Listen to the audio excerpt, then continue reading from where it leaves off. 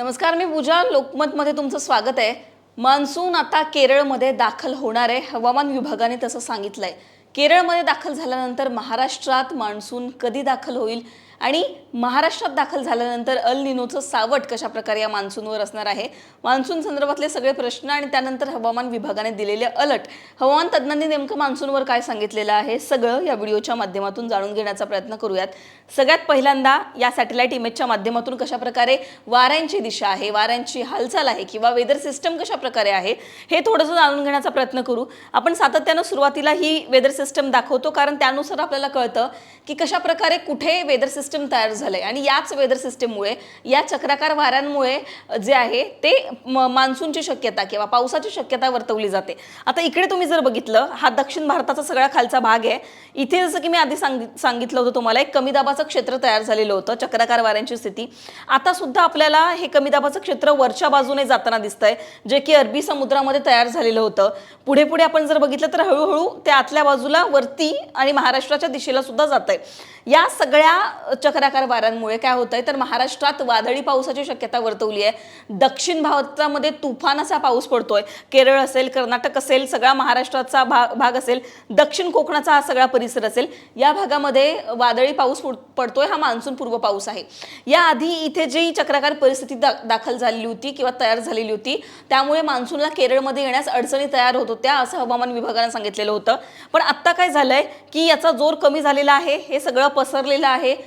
ढगाळ वातावरण तिथे तयार झालंय. वाऱ्यांची दिशा मोजली जाते, तिथलं ढगाळ वातावरण मोजलं जातं, ढग कशा प्रकारे आहेत हे सगळं मोजलं जातं हवामान विभागाकडून आणि त्यानुसार ते सांगतात की मान्सून केरळमध्ये दाखल होण्यास पोषक वातावरण तयार झालंय का. आता त्यांनी ऑफिशियली असं सांगितलेलं आहे की पुढच्या 48 तासांमध्ये, म्हणजेच उद्यापर्यंत मान्सून केरळमध्ये दाखल होईल. 26 मे या आधी तारीख देण्यात आलेली होती, त्यानंतर त्यांनी सांगितलं 2-3 दिवसात होईल. पण आता 4 जूनपर्यंत, म्हणजेच उद्यापर्यंत हा मान्सून जो आहे हा केरळमध्ये दाखल होईल असं आपल्याला दिसतंय. बंगालच्या उपसागरामध्ये सुद्धा इकडे आपल्याला एक चक्राकार वाऱ्यांची स्थिती दिसतेय. कमी दाबाचं क्षेत्र तयार झालेलं आहे. बंगालच्या उपसागरातली ही सगळी सिच्युएशन असेल, अरबी समुद्रामध्ये जी काही तयार झालेली सिच्युएशन असेल, या दोन्ही सिच्युएशनमुळे, या दोन्ही प्रणालींमुळे अरबी समुद्रामध्ये जे आहे किंवा बंगालच्या उपसागरामध्ये जे आहे, जे वातावरण तयार झालेलं आहे, त्याचाच परिणाम म्हणून मान्सून पुढची जी त्याची वाटचाल आहे ती वेगाने करेल असं हवामान विभागाने सांगितलेलं आहे. आपण जर बघितलं तर आता पुढची आगेकूच मान्सूनची कशी असू शकते हे आपण पुढच्या इमेजच्या माध्यमातून जाणून घेण्याचा प्रयत्न करूयात. हवामान विभागाने नेमकं काय सांगितलेलं होतं आधी बघा. 1 जूनला हा मान्सून केरळमध्ये दाखल होईल, पण जे कमी दाबाचं क्षेत्र अरबी समुद्रात तयार झालं त्यामुळे त्याला अडचणी आल्या. पण आता हवामान विभाग असं सांगतंय की 4 जूनपर्यंत मान्सून केरळमध्ये दाखल होईल आणि त्यानंतर 8 ते 10 दिवसांमध्ये तो, म्हणजेच 5 जूनपर्यंत अख्ख्या महाराष्ट्रामध्ये दाखल होऊ शकतो. कर्नाटकमधून नंतर पुढे 10 जूनपर्यंत महाराष्ट्रात दाखल होऊ शकतो. आत्ता 5 जूनपर्यंत हवामान विभागाने आधी सांगितलं होतं की तो कर्नाटकात दाखल होईल. पण जे सध्या सिच्युएशन होती किंवा जे अडथळे येत होते, आत्ता पोषक असं वातावरण तयार झालेलं आहे आणि हा मान्सून 10 जूनपर्यंत महाराष्ट्रात दाखल होऊ शकतो आणि 15 जूनपर्यंत तो सगळा महाराष्ट्र व्यापू शकतो असा अंदाज व्यक्त करण्यात आलेला आहे. हे सगळं जरी असलं तरी या मान्सूनवर सध्या एल निनोचं सावट आहे. एल निनो म्हणजे काय तर नैऋत्य मोसमी वारे असतात, त्यांना विस्कळीत करण्याचं काम, त्यांच्यात खंड पाडण्याचं काम एल निनो करतो आणि त्याच्यामुळे मान्सूनचा पाऊस कमी पडतो.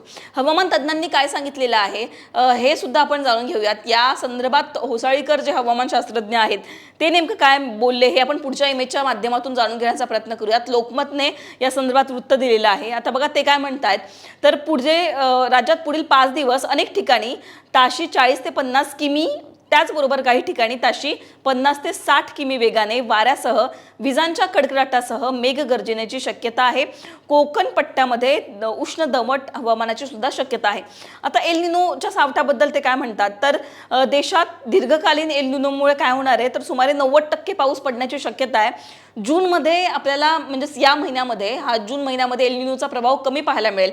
पण पुढे आपल्याला तो जुलै नंतर सप्टेंबर मध्ये तीव्र रूप धारण करेल असं आपल्याला पाहायला मिळेल आणि यामुळे काय होईल तर अनेक भागांमध्ये सुख पाहायला मिळेल. दुष्काळाची सुद्धा शक्यता वर्तवण्यात आली आहे. सुपर एल निनोचं सुद्धा संकट वर्तवण्यात आलंय. म्हणजेच काय तर यामुळे अनेक भागांमध्ये पाऊस कमी येऊन पावसात खंड पडून तिथे दुष्काळाची शक्यता वर्तवण्यात येते.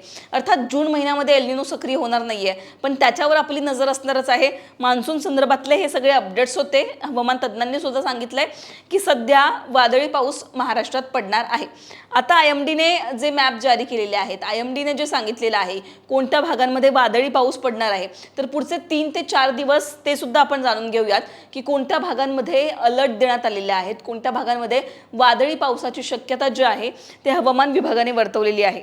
तर हे सगळे अपडेट्स होते मान्सून संदर्भातले. अर्थात केरळमध्ये दाखल झाल्यानंतर जोरदार वेगाने अशी महाराष्ट्रापर्यंत मान्सूनची आगेकूच आपल्याला पाहायला मिळणार आहे.